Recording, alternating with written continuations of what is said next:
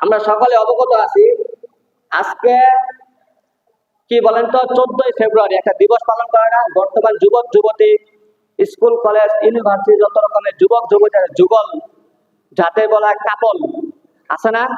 14ই ফেব্রুয়ারি নামে একটা দিবস আসেনি, ভালোবাসা দিবস, অথচ এটা ভালোবাসা দিবস না, বেহায়া এবং বাণিজ্য দিবস।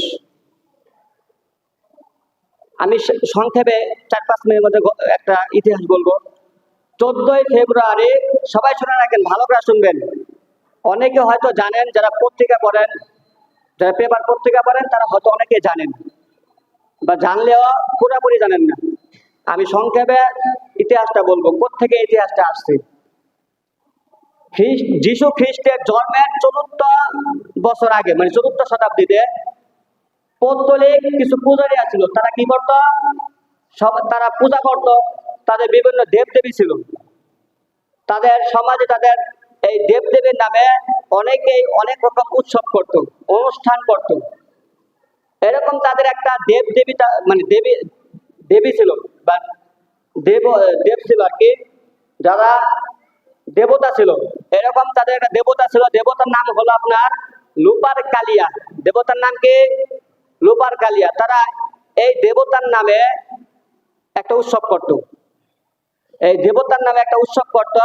সেই উৎসবের তারা একটা ইস্যু ছিল, একটা বিষয় ছিল লটারির বিষয়। অর্থাৎ মানে আমরা যে মানে ভালোবাসা দিবসটাকে খুব ভালো মনে করি, কিন্তু এটা কোত্থেকে যে আসছে এটা শুনলে আপনারা শিউরে উঠবেন। মানে এত জঘন্যতম একটা ইতিহাস থেকে বর্তমান বাঙালিরা এটাকে ভালো মনে করে পালন করে। সেটা কি? সে লুপার কিলিয়া দেবতার নামে সে তৎকালীন যে মূর্তি পূজারক ছিল তারা পূজা করত এবং তার নামে একটা উৎসব করত। সে উৎসবের মধ্যে তারা এই দেবতার নামে বা দেবদেবীর নামে একটা লটারি করত। অর্থাৎ লটারির মধ্যে একজন যুবক এবং একজন যুবতীর নাম থাকতো। যে যুবকের ভাগে পড়বে সে আগামী বছর পর্যন্ত তাকে ভোট করবে। নাউজুবিল্লাহ। আচ্ছা, এটা জায়েজ আছে বলেন? আছে বলেন? এই বছরে আপনার লটারি করে যে যুবকের ঘরে যে যুবতীরা পড়বে বা আসবে, আগামী বছর পর্যন্ত এই যুবতী তার ভাগে সে তাকে ভোগ বিলাসিতা করবে, তাকে ভোগ করবে। এবং এই দিবসটি পালন হতো এই 14 তারিখে, 14ই ফেব্রুয়ারিতে। এখন ওটা তো লুপার কিলিয়া যেই আপনার দেব আছে বা দেবী আছে তার নামে করা হইতো। এখন ভ্যালেন্টাইন ডে এর নাম কোথেকে আসলো?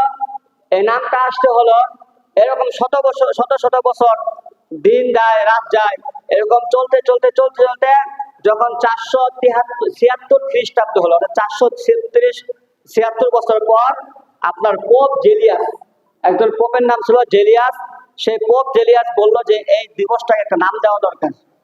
14ই ফেব্রুয়ারি কোন দিবসের নাম নেই, এই জন্যই একটা দিবসের নাম দেওয়া দরকার। সেই তারা একটা বৈঠক করলো, বৈঠক করার পরে কি করলো, তারা এই নাম দিল কি, তাদের একটা যাজক ছিল। যাজক কাকে বলে? যে আপনার মধ্যে আপনার গির্জার মধ্যে পূজা করায় বা ভালো লোক, তাকে সবাই সম্মান করে পছন্দ করে, এরকম একজন লোক ছিল যাজক। তার নাম ছিল ভ্যালেন্টাইন। তার নাম কি ছিল? ভ্যালেন্টাইন।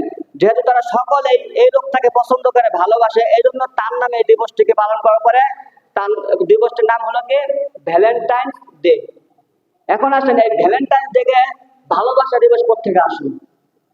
এই আপনার এই শত বছর মানে পাশ্চাত্যে যখন এই ইতিহাসটা বা এই উৎসবটা পালন করে আসছে, তৎকালীন মানে 1993 সালে আপনার একজন এই দিবস প্রিয় বা দিবসকে খুব পছন্দ করে এরকম একজন লেখক ছিল বা সাংবাদিক ছিল।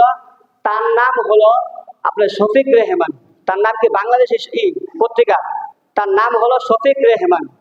এই লোকটা কি করলো, আপনার এই ভালোবাসা দিবস বা এই ভ্যালেন্টাইন্স ডে এটাকে বাংলাদেশের মধ্যে ছড়িয়ে দেওয়ার জন্য যায় দিন নামে পত্রিকা আছে, সবাই চিনেন?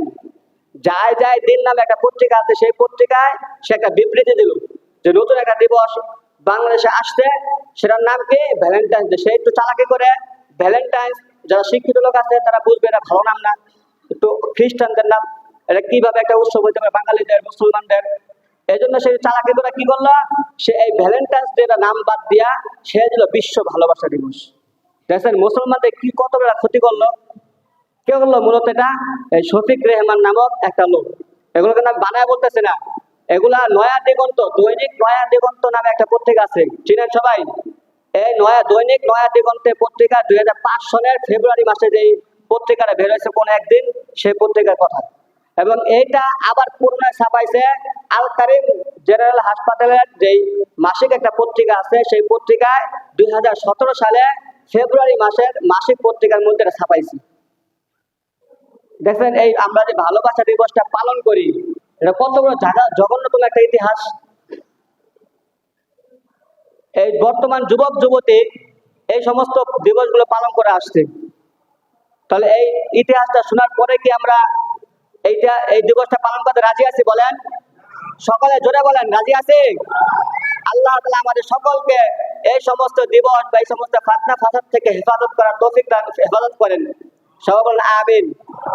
যা কিছুই বললাম সংক্ষিপ্ত আকারে, এলোমেলো ভাবে আল্লাহ তাআলা সর্বপ্রথম আমাকে আমল করার তৌফিক দান করেন, অথবা আমার সকলকে আমল করার তৌফিক দান করেন। সকলে বলে আমিন। ওয়া আখিরু দাওয়ানা।